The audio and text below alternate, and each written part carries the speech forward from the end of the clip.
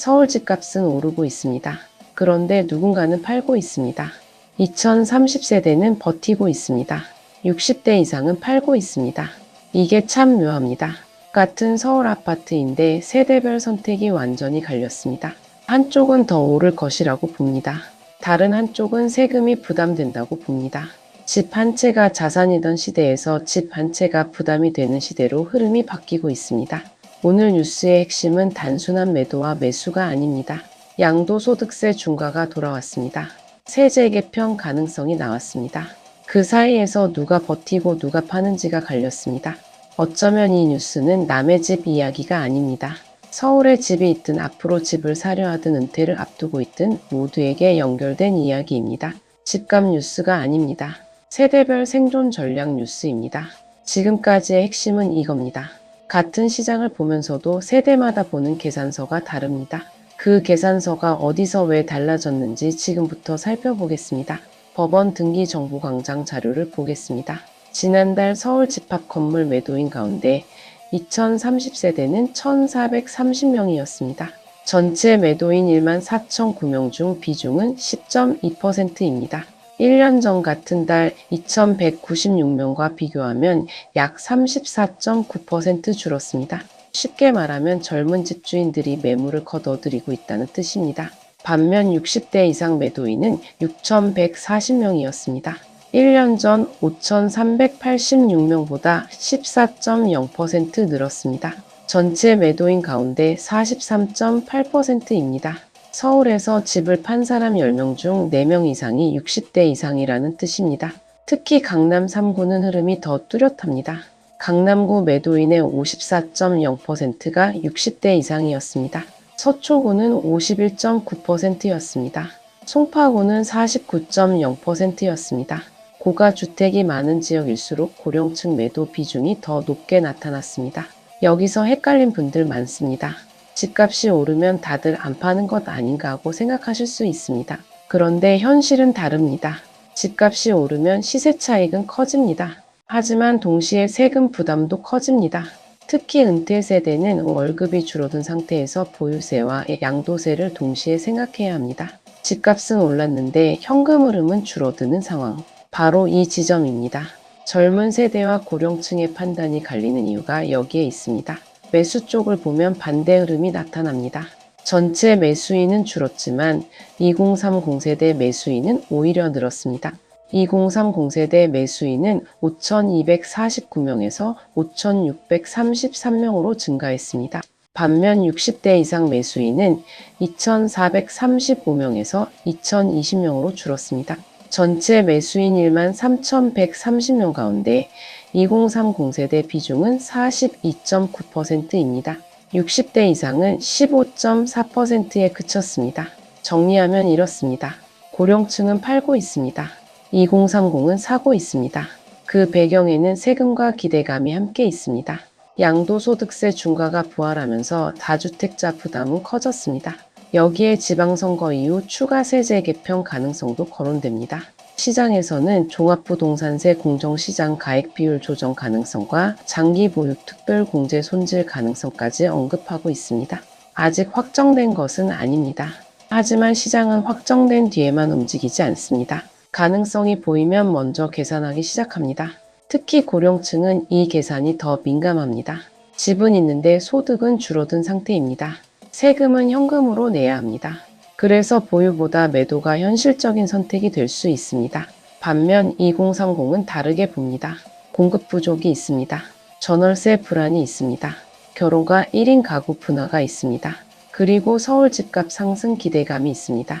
이 네 가지가 겹치면 일단 사자는 심리가 생깁니다. 무리해서 사자는 뜻이 아닙니다. 다만 시장에서 젊은 세대가 완전히 빠진 것은 아니라는 뜻입니다. 오히려 매도는 줄이고 매수는 이어가는 모습입니다. 지금까지의 핵심은 이겁니다. 같은 부동산 시장을 보면서도 세대별로 보는 계산서가 다릅니다. 그런데 진짜 포인트는 아직 나오지 않았습니다. 문제는 이게 아닙니다. 단순히 젊은 사람은 사고 놓이는 판단은 이야기가 아닙니다. 모두가 놓친 진짜 포인트는 따로 있습니다. 이 흐름은 개별 사건이 아닙니다. 부동산을 바라보는 기준 자체가 바뀌고 있다는 신호입니다. 과거에는 집을 오래 갖고 있으면 결국 이긴다는 믿음이 강했습니다. 하지만 이제는 오래 보유하는 것 자체가 누군가에게는 부담이 될 수 있습니다. 특히 은퇴 세대에게 부동산은 두 얼굴을 가집니다. 하나는 자산입니다.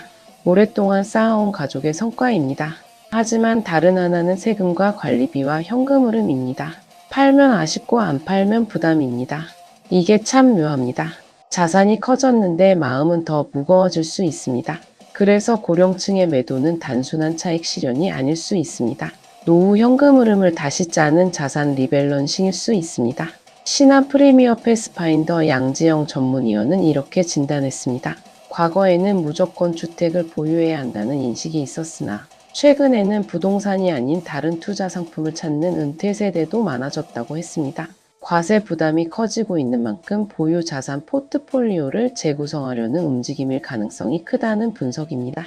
반대로 2030의 매수는 단순한 투자 열풍만으로 보기 어렵습니다. 전세가 불안하면 매수 고민이 커집니다.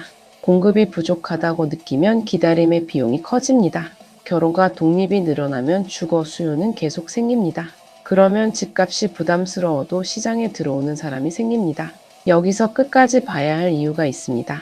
앞으로 세제 개편안이 구체화되면 시장의 움직임은 더 복잡해질 수 있습니다. 고령층 매물이 늘어날 수도 있습니다. 반대로 핵심 지역은 더 버틸 수도 있습니다. 2030 매수세가 이어질 수도 있습니다. 금리와 대출 규제로 꺾일 수도 있습니다. 방향은 하나가 아닙니다. 세금이 있습니다. 금리가 있습니다. 공급이 있습니다. 전월세가 있습니다. 은퇴 현금 흐름이 있습니다. 이 5가지가 같이 움직입니다. 그래서입니다. 지금 필요한 것은 오른다 내린다의 단정이 아닙니다. 내가 어느 위치에 있는지 먼저 보는 것입니다. 나는 보유자입니까? 매수 대기자입니까? 은퇴를 앞둔 사람입니까? 자녀의 주거를 고민하는 부모입니까? 각자의 답은 달라질 수 있습니다. 고령층이 파는 이유를 공포로만 볼 필요는 없습니다. 2030이 사는 이유를 무리한 선택으로만 볼 필요도 없습니다. 각 세대가 처한 조건이 다르기 때문입니다. 이번 뉴스의 반전은 바로 여기에 있습니다. 같은 서울 아파트라도 누군가에게는 기회입니다. 누군가에게는 정리해야 할 부담입니다. 지금까지의 핵심은 이겁니다. 부동산 시장은 가격보다 먼저 사람들의 상황이 움직입니다. 이번 뉴스는 집값 상승 뉴스처럼 보입니다. 하지만 조금 더 들여다보면 세금 뉴스입니다. 더 깊이 보면 은퇴 뉴스입니다.